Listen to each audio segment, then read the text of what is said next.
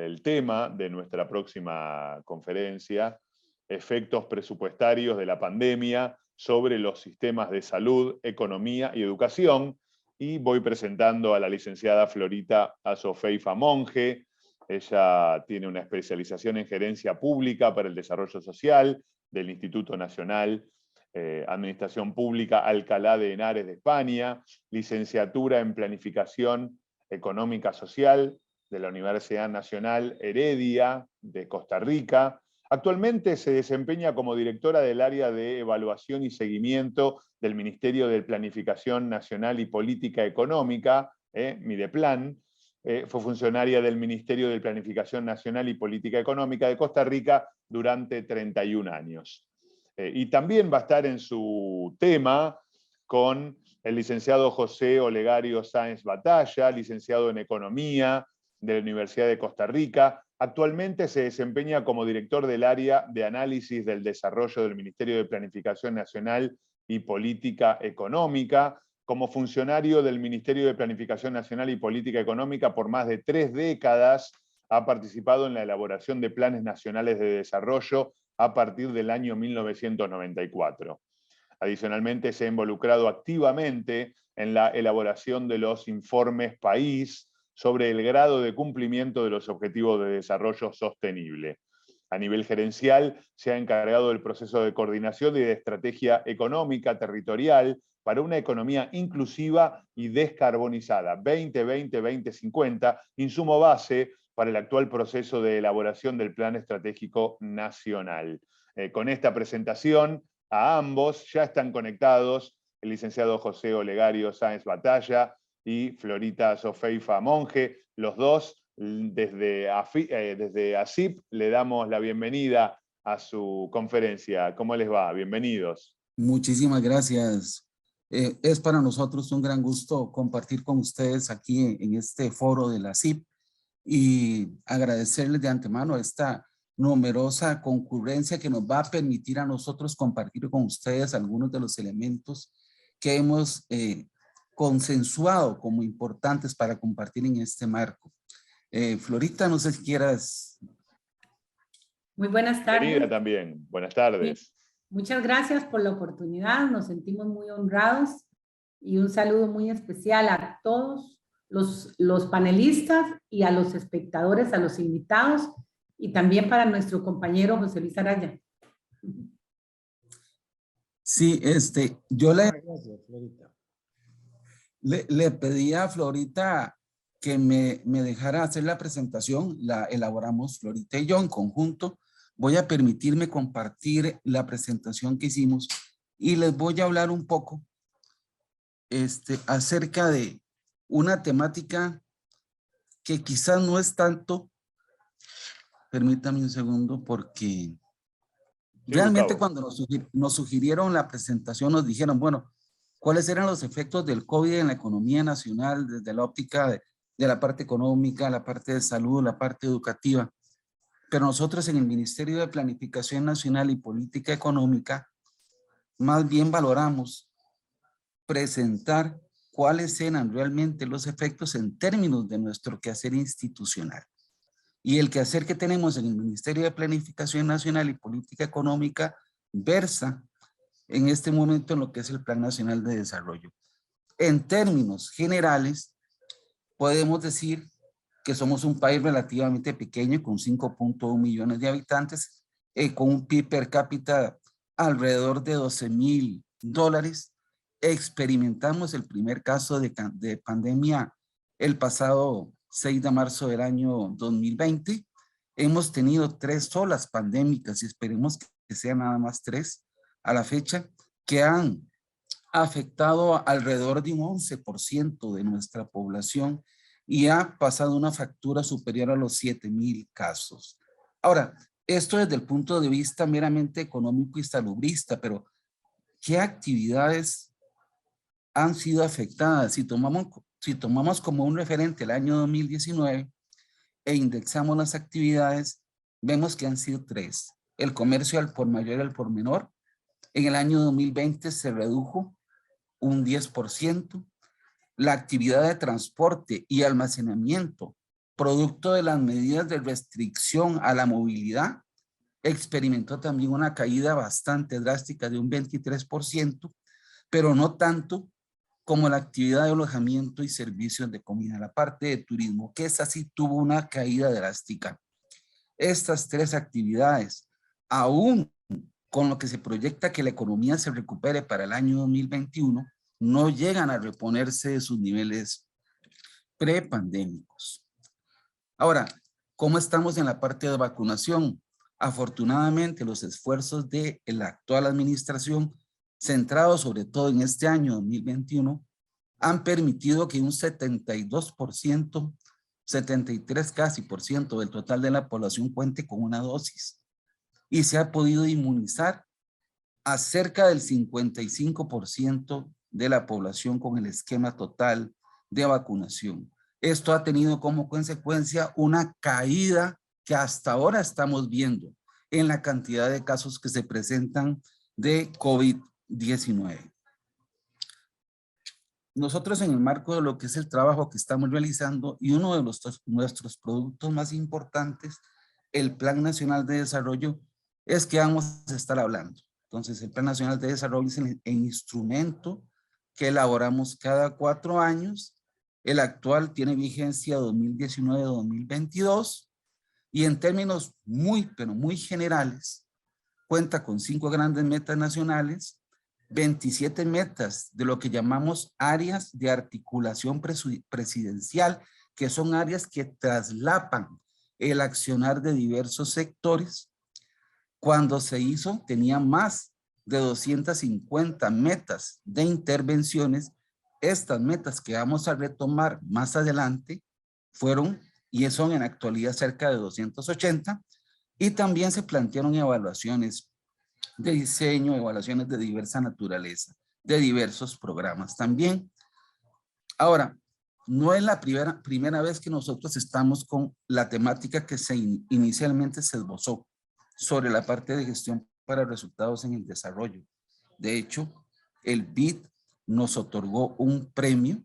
El premio del año 2020 fue para el enfoque de gestión para resultados en el desarrollo de nuestro actual Plan Nacional de Desarrollo.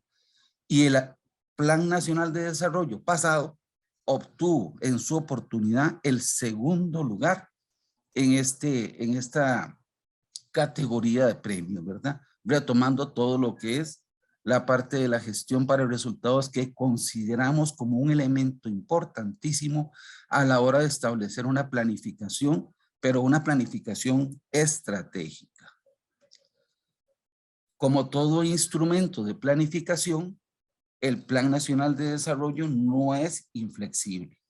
De hecho, hay un decreto que se emite cuando se hace el plan y su artículo resta de la siguiente manera: se podrán introducir modificaciones al Plan Nacional de Desarrollo que representen supresiones, disminuciones, sustituciones de los diferentes componentes al plan originalmente establecidos o posteriormente adicionados, solo en situaciones de imposibilidad de cumplimiento ocasionadas por crisis internacionales, desastres naturales, guerra, conmoción interna, calamidad pública o estados de emergencia, que es lo que estamos viviendo en este momento. El ejercicio que vamos a presentarles precisamente constituye una visión de cómo se vio afectado el Plan Nacional de Desarrollo desde 2 ópticas. Primero, desde las metas que se pactaron inicialmente y cómo la pandemia afectó estas metas, pero también como un buen plan que tiene un diseño coherente, como el presupuesto asociado a esas metas también se vio influido. En general, como les comentaba, tenemos 280 metas distribuidas en 10 grandes sectores, como lo podemos ver en el gráfico. Por efecto de la pandemia, se presentaron 168 modificaciones a las metas, de las cuales 125, alrededor de un 50 o 45% del total de las metas, corresponden a una disminución en la meta como tal. Solo 13 a un aumento y hubo modificaciones que no variaron la meta, pero sí variaron el presupuesto. Entonces ahí hubo 30 casos.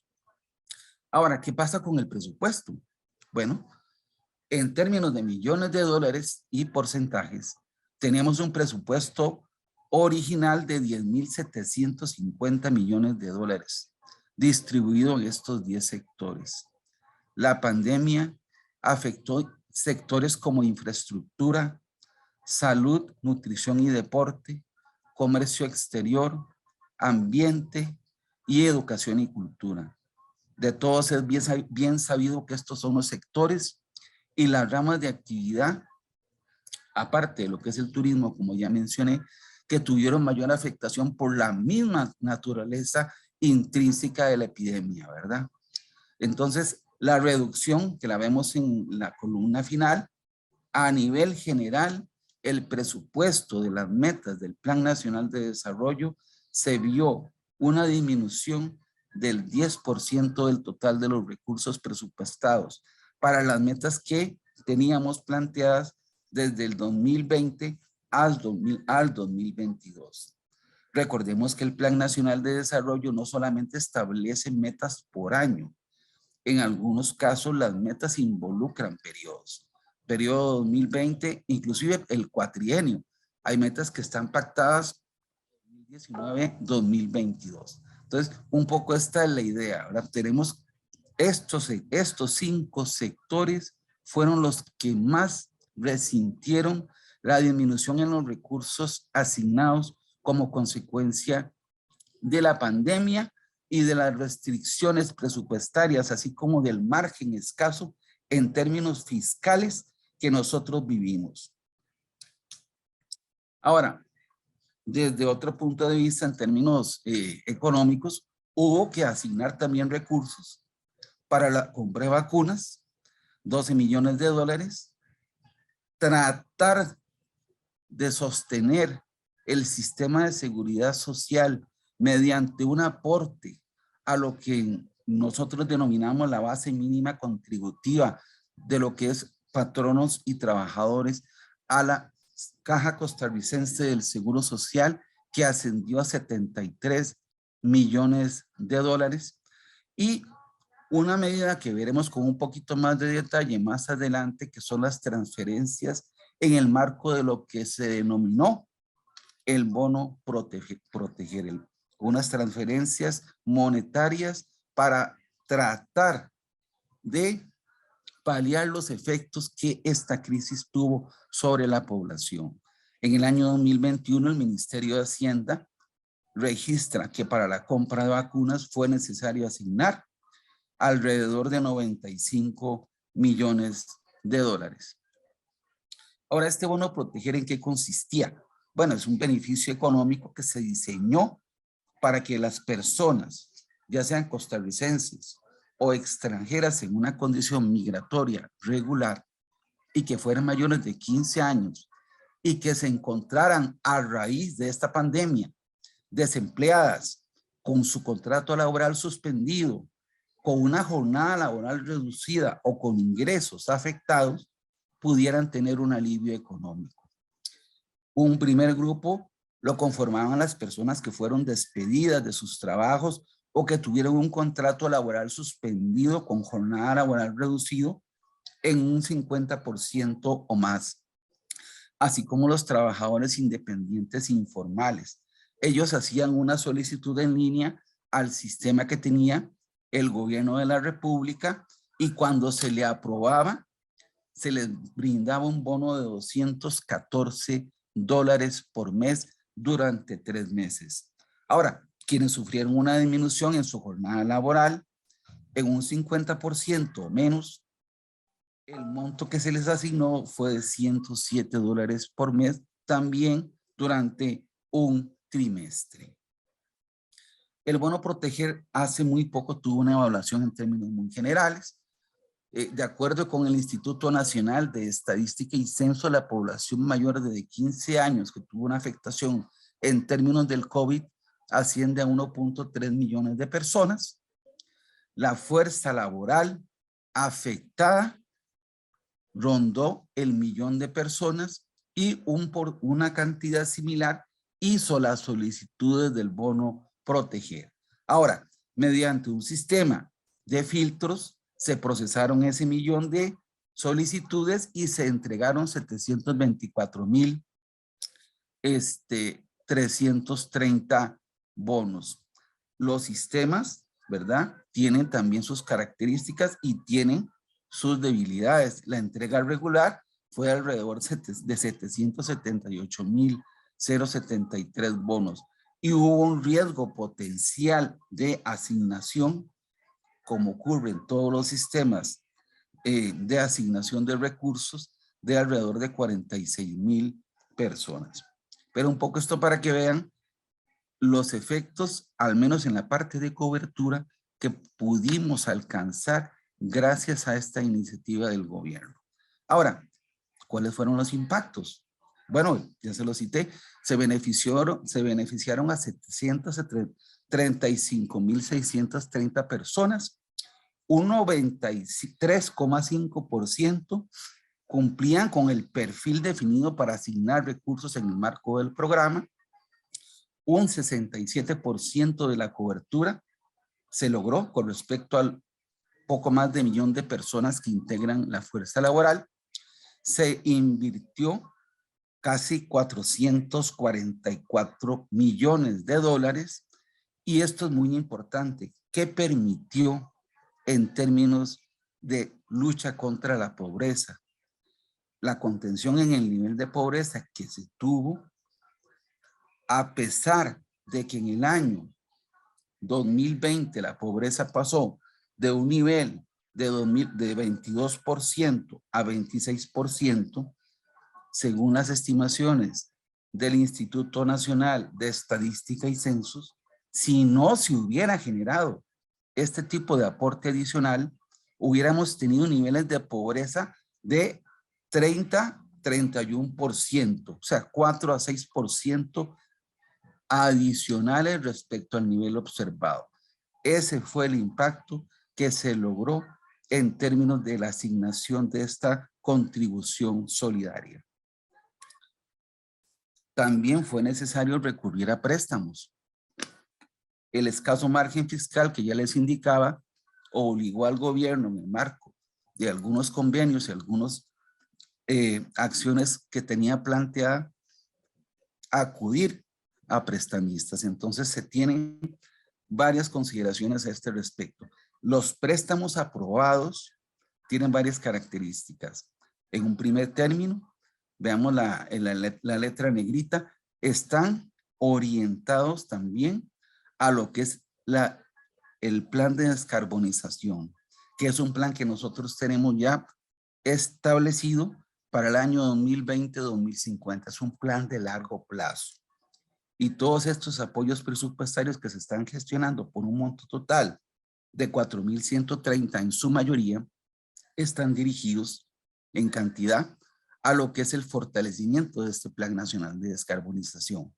De manera similar, el plazo de los préstamos que ya se tienen aprobados y ya se tienen desembolsados en su mayoría es de 20, 34,5 años, son plazos relativamente largos, lo cual le permite al gobierno de la República mejorar, el perfil de su deuda pública.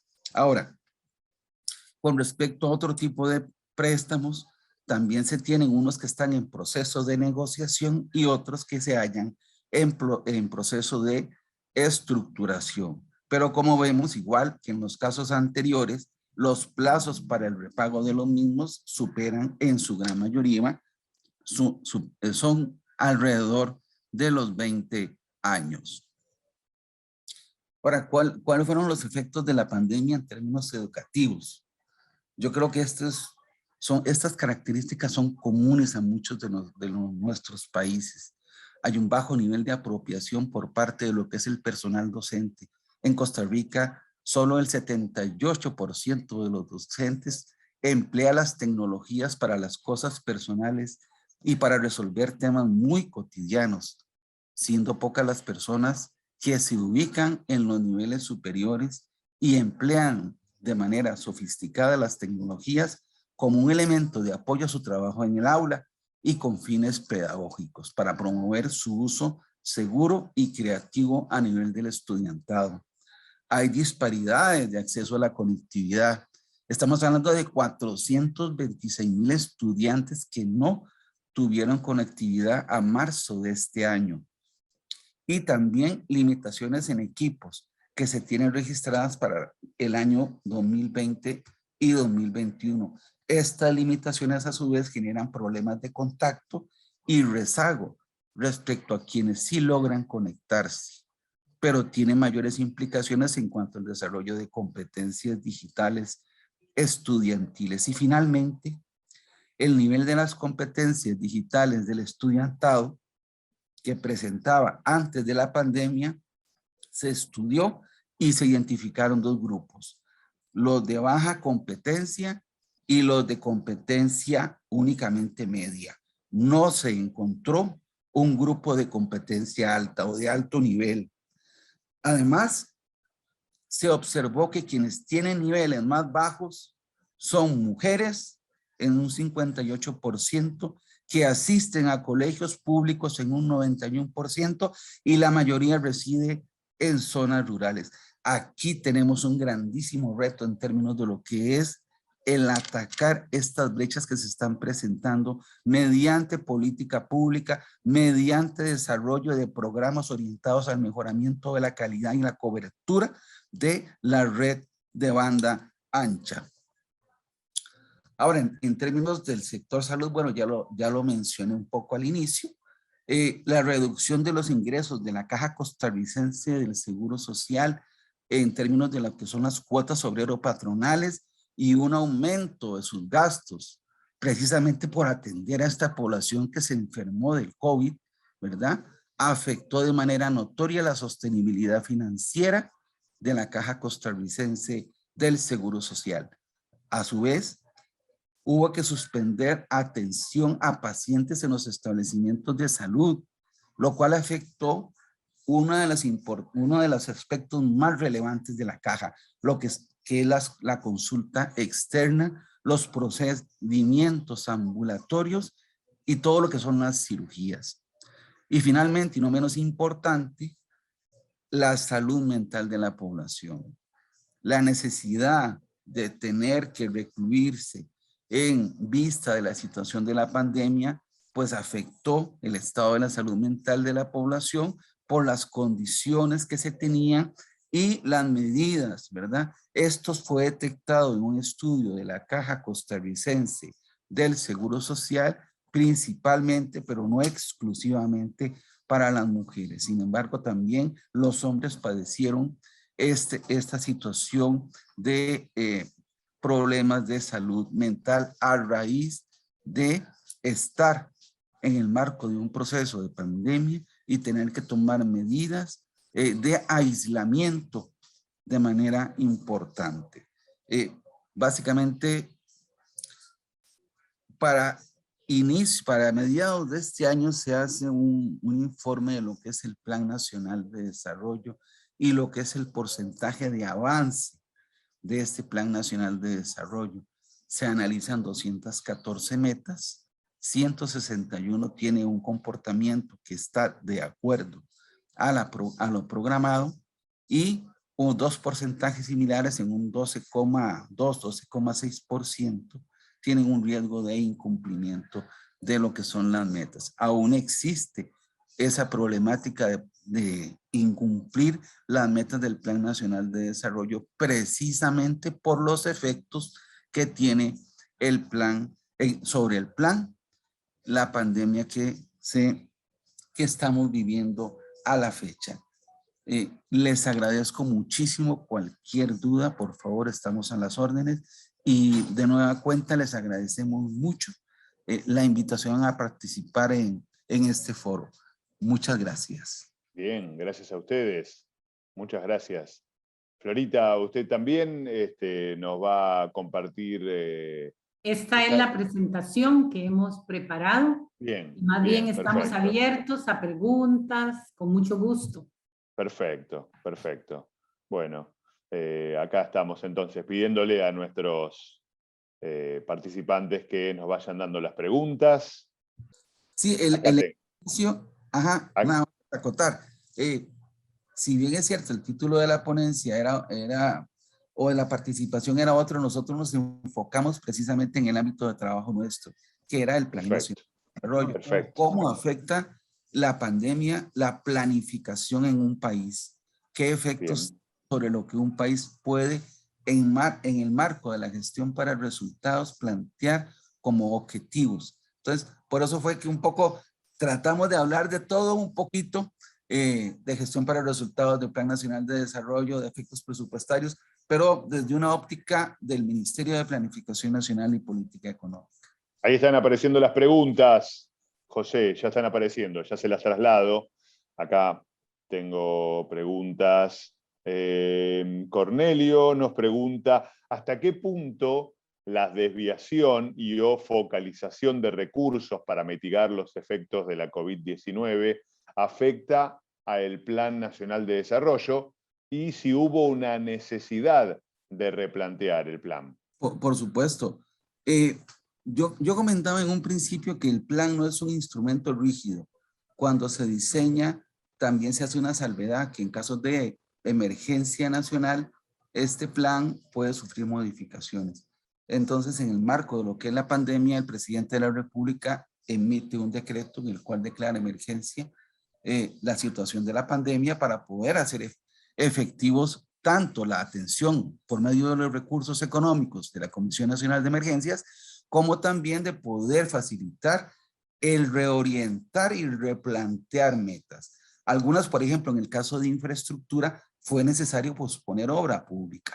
Y como lo vemos en el cuadro, el efecto fue muy importante. Reducciones en lo que son proyectos como lo que tenemos ahora del tren eléctrico limonense, que no se pudo hacer a la velocidad o a la agilidad que queríamos hacerlo en un principio, la atención a la red vial, que tampoco se pudo hacer por restricciones presupuestarias, y todo esto desgraciadamente acotado en el marco de una aplicación que teníamos ya resuelta. Teníamos una ley de fortalecimiento de las finanzas públicas y se nos viene la pandemia. Entonces teníamos toda una regla fiscal establecida para que el gasto del gobierno no creciera más allá de ciertos límites. Entonces todavía se nos complicó más el panorama y fue necesario reorientar los recursos para atender las prioridades país, que fueron básicamente compra de mascarillas, ampliación de la infraestructura hospitalaria que teníamos, compra de respiradores, etcétera, que también, y atención en términos de mayor demanda del personal de salud para poder brindar una atención adecuada a esa población enferma. Bien. Arnold. Quizás aquí complementar, adelante, digamos, que de la importancia que tenemos de tener un Plan Nacional de Desarrollo elaborado en el marco de resultados y de tener un seguimiento al Plan Nacional de Desarrollo, que lo hacemos con toda la institucionalidad pública. Entonces, en este Plan Nacional de Desarrollo participan más de 100 instituciones y participan muchas personas. Entonces, todo ese proceso está de manera rigurosa y que también podemos dar evidencia de lo que teníamos planeado, de lo que se ha modificado y de lo que está en cumplimiento y en ejecución. Y por supuesto que tal y como lo expusimos, se evidencia, digamos, cuáles son, en cuáles sectores, en cuáles metas, y eso queda registrado y oficialmente, digamos, también para todo lo que tiene que ver con rendición de cuentas, en cuáles sectores, en cuáles metas, cuáles se redujeron, cuáles son en presupuesto, cuáles son en cantidad. Entonces, tenemos esas herramientas y eso es muy importante, sobre todo para la toma de decisiones, ¿verdad? De cuáles son los sectores que se afectan, cuáles son los que no, hacia dónde redireccionar. Y eso se hace con los ministros rectores de cada sector y en conjunto con el Ministerio de Planificación, con Ministerio de Hacienda y con Ministerio también de Presidencia. Bien, les traslado la pregunta de Arnold Almanzar. ¿Cuáles metas del Plan Nacional de Desarrollo tienen vinculación con los gobiernos locales? ¿Qué programas por resultados están siendo ejecutados a través de los gobiernos locales? Desde República Dominicana nos traslada su pregunta. La temática de los gobiernos locales pasa por el tamiz de que ellos son autónomos. En nuestro país, digamos, tenemos una división administrativa, tenemos a nivel nacional, es que opera el Plan Nacional de Desarrollo, ¿verdad? Tenemos provincias y también tenemos cantones. Los cantones tienen a nivel de gobierno local una estructura que es autónoma en términos de la utilización y el destino de sus recursos. En algunos casos, el Plan Nacional de Desarrollo puede contemplar la inclusión de algunos municipios. Por ejemplo, hablemos de la parte de descarbonización, ¿verdad? Entonces, tenemos cantones que se han comprometido a implementar programas de lo que es la reducción de contaminantes. O tenemos cantones también que están comprometidos en la parte de lo que es la instalación de recargas para energías alternativas de movilización de flujo vehicular.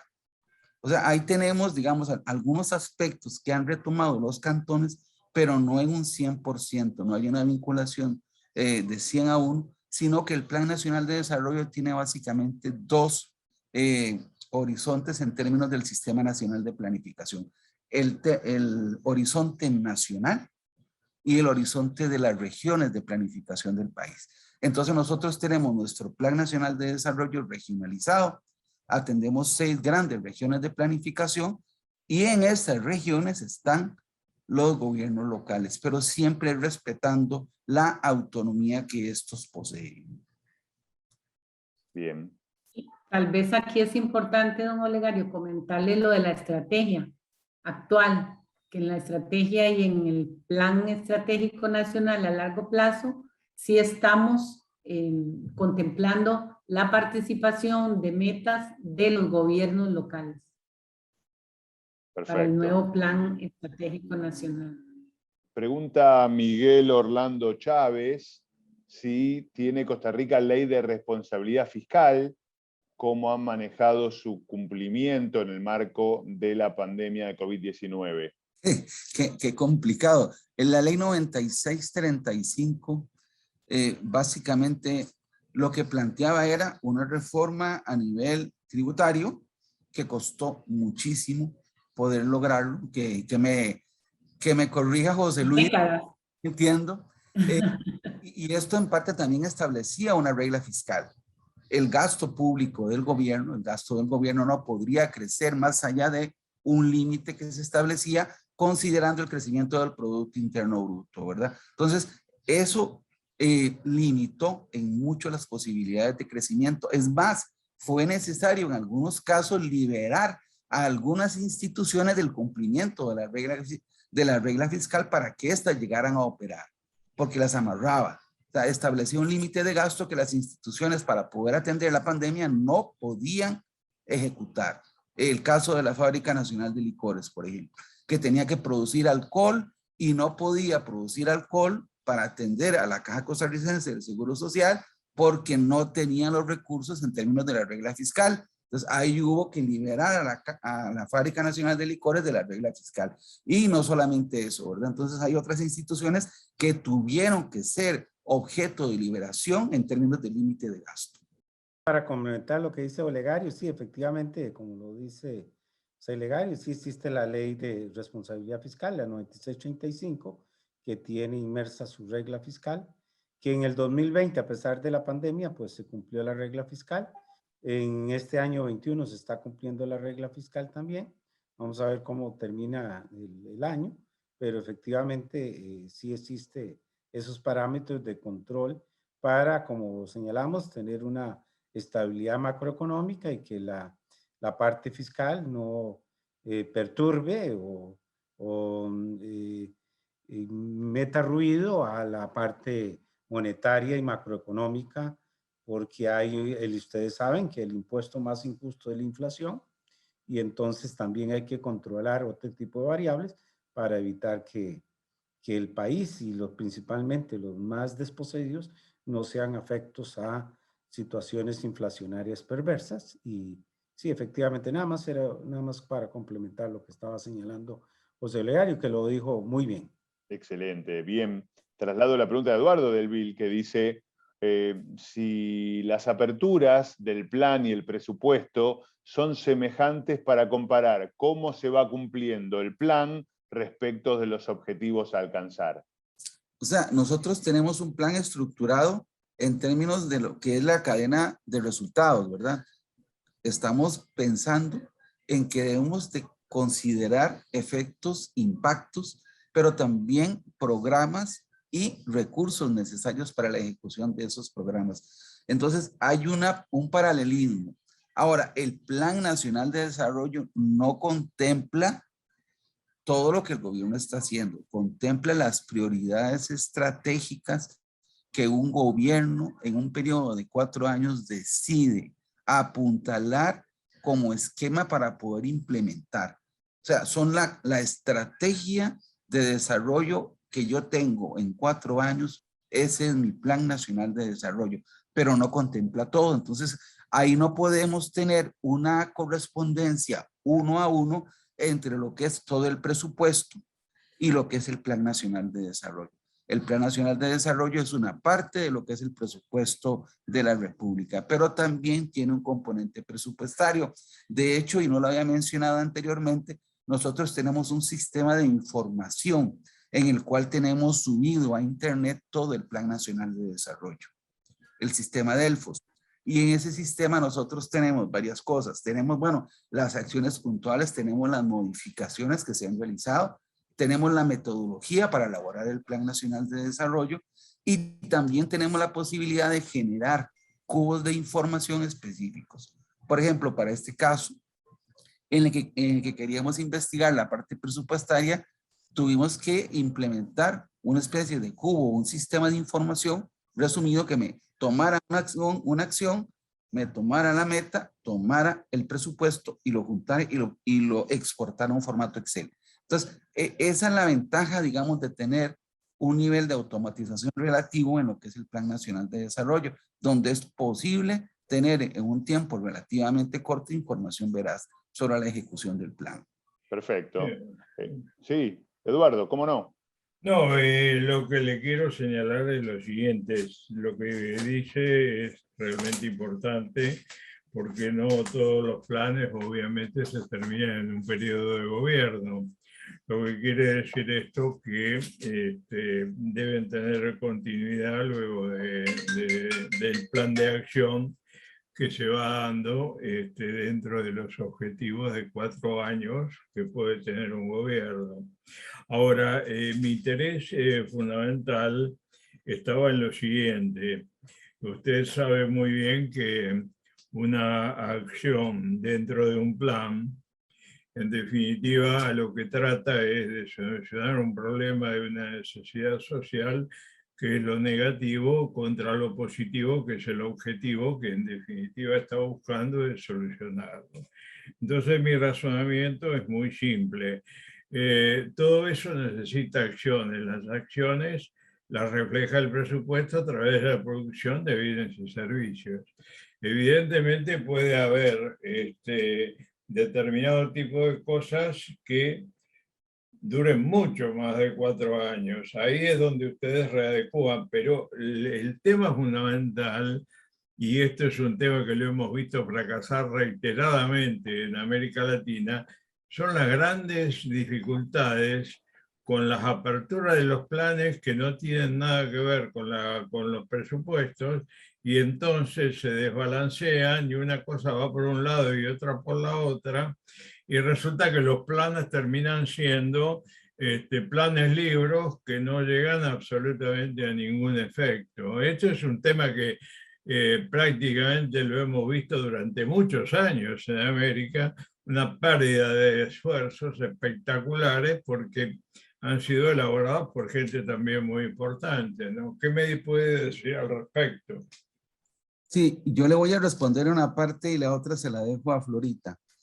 En efecto, cuando se diseña el plan, el objetivo del gobierno es alcanzar, solucionar una problemática, y lo que tiene de tiempo son 4 años, desgraciadamente, de tener que hacer eso. Ahora, aquí Florita va a complementar cómo entonces estamos haciendo para darle una evaluación y un seguimiento a este Plan Nacional de Desarrollo con la finalidad de que las metas se vayan cumpliendo, y ahí le dejo a Florita el campo abierto para que conteste. Sí, efectivamente también nosotros en el marco de la gestión para resultados con el desarrollo, y bueno, y aquí está José Luis, y no es una casualidad que estemos nosotros aquí, hemos venido también haciendo ese trabajo para articular todo lo que tiene que ver la planificación con la presupuestación. Y entonces, cuando se hace el Plan Nacional de Desarrollo, también se definen los recursos que son necesarios para alcanzar esas metas y esos objetivos. Y se les van dando seguimiento a esas metas para ver si se están alcanzando los objetivos. Y también nosotros hemos iniciado todo un proceso de ir ajustando lo que es la planificación con las estructuras programáticas. Y ahí también hemos desarrollado todo un trabajo conjunto, Ministerio de Hacienda, Ministerio de Planificación, y eso se ve reflejado en el Plan Nacional de Desarrollo, en los planes sectoriales y en los planes de las instituciones y en los POI. Entonces, ese es un trabajo que hemos venido haciendo, no ha sido sencillo, no está terminado, pero que estamos elaborando. Y luego otro aspecto importante, como lo dice Olegario, es que a partir, hace una década, iniciamos también con todo lo que es la elaboración de evaluaciones. Entonces hemos venido también a hacer evaluaciones que muchas de ellas se han enfocado en la parte de diseños y también en la parte de medir eficiencia, para ir también logrando que a través de los buenos diseños, de las buenas ejecuciones y viendo y estableciendo muy bien los objetivos y estableciendo muy bien los indicadores en esa cadena de resultados, podamos ir haciendo esas evaluaciones para mejorar.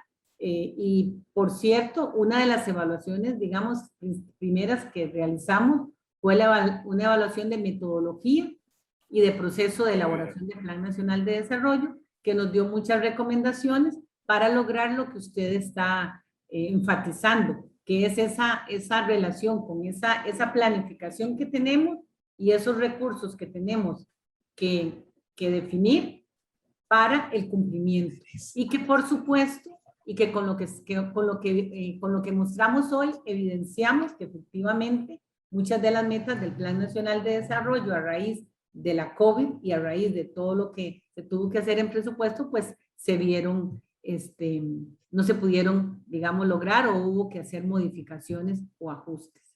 Entonces, pero estamos en ese proceso en Costa Rica de realmente de la gestión para resultados en el desarrollo y de acoplar la planificación con la presupuestación. Muchísimas gracias a los dos, realmente han sido muy claros y realmente muy satisfactorias sus respuestas. Gracias. Bien, hacemos algunas preguntas más. Eduardo, José Luis, ¿le parece? Que tengo ahí. Sí, cómo no. Bien.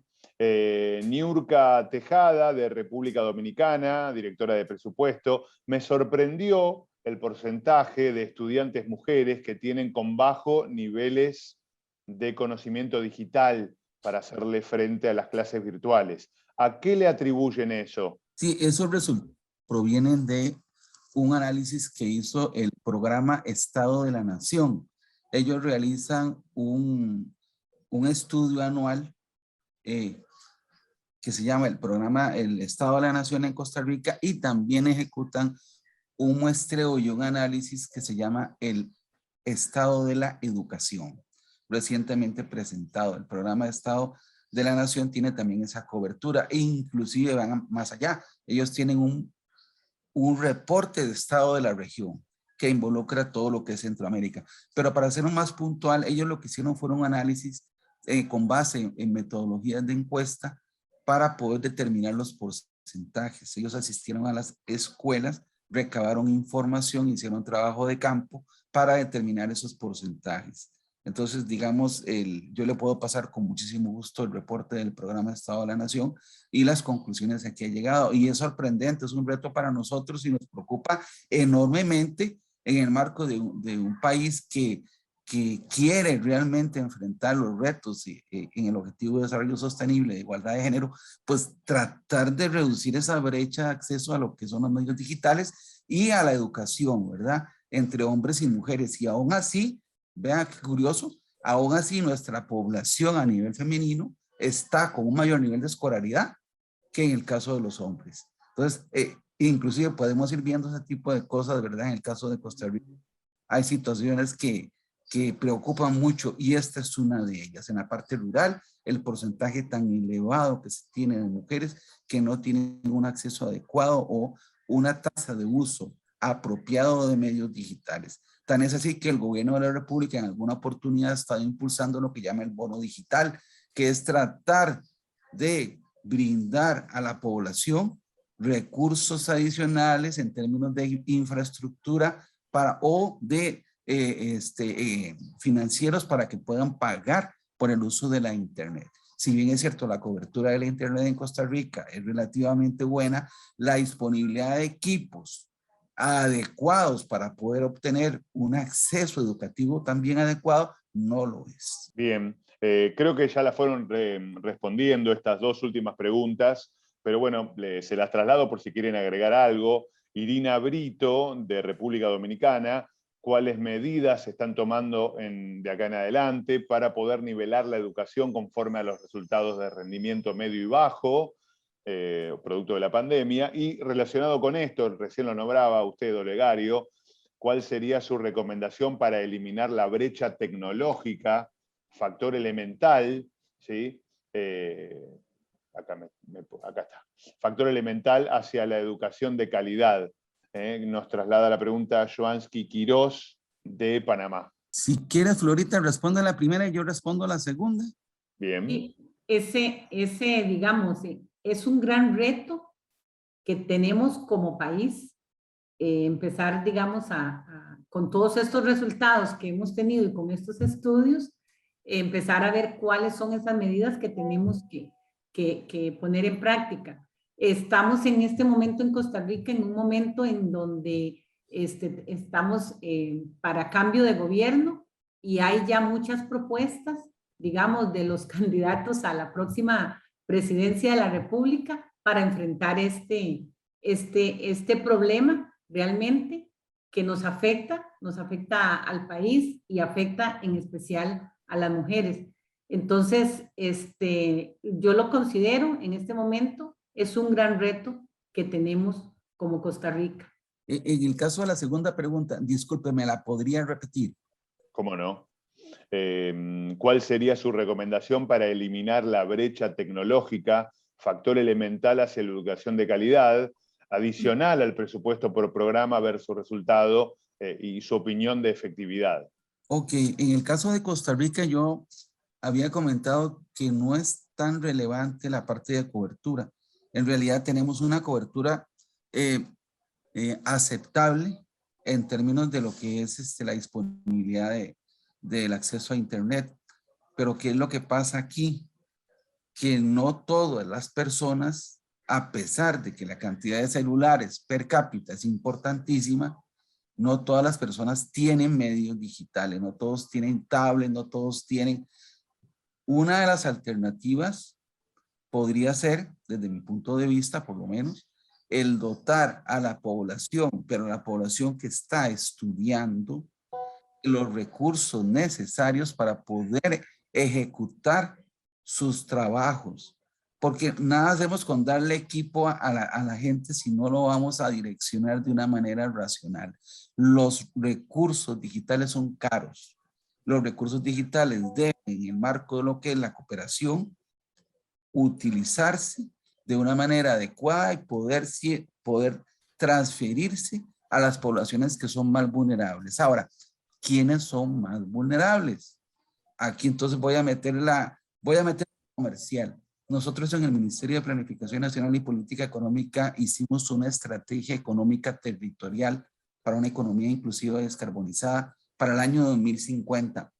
Y dentro de eso hemos visto brechas de accesibilidad digital importantes en ciertos territorios. Y hemos definido como una alternativa a nivel de planificación en el mediano y largo plazo la generación de desarrollo en ciertos polos a nivel nacional. Entonces, la recomendación desde el punto de vista de mi plan es vayamos a mirar el territorio, las heterogeneidades propias de ese territorio y tratemos de ir saldando todo lo que son las brechas, no solamente de infraestructura digital, sino también de infraestructura física, de la parte de pobreza, de lo que es carreteras, todo lo que es vialidad, para poder ir integrando a este país en el cual el 60% está viviendo en la región central a un esquema más igualitario. Pero esto obviamente es un proceso que no se logra de la noche a la mañana. Esto es un proceso que va a durar sus décadas y en el cual, como decía anteriormente, tenemos que tener una perspectiva de visión a largo plazo para poder ir realizando los cambios que nuestro país y muchos de los países de América Latina y el Caribe demandan. Bien, bueno, muchísimas gracias a ambos, a Florita, a Olegario, saludos desde Perú, desde Paraguay, desde Ecuador, bueno, desde Costa Rica, República Dominicana. Gracias, agradecerles a ustedes por esta última ponencia, muy, muy contentos. Están diciendo para volverlos a ver, para tomar nota. Las entrevistas van a estar, y las conferencias, mejor dicho, van a estar en una semana en www.asip.org.ar. Acá lo comentaba Laura. También en el sitio de YouTube. Después de ser editadas también se van a subir ahí también. Muchísimas gracias a todos por formar parte. Tenía también, la verdad, agradecerles a ustedes por la cantidad del alto nivel de asistencia. Un promedio de 315 personas, creo que también, creo que era la señora Laura que lo estaba también resaltando, la cantidad de gente del seminario. Así que bueno, invitarlos para mañana a las 5 en punto, 17 horas, hora de Buenos Aires, para encontrarnos nuevamente, ¿sí? Desde el mismo link que les enviaron por mail. Al mismo link, hacemos clic y nos encontramos allá a las 17 horas. De mi parte, de parte de la ASIP, agradecerles a todos los expositores y a todos los que hoy se conectaron a nuestro seminario. Gracias a todos y nos reencontramos mañana, si Dios quiere. Gracias.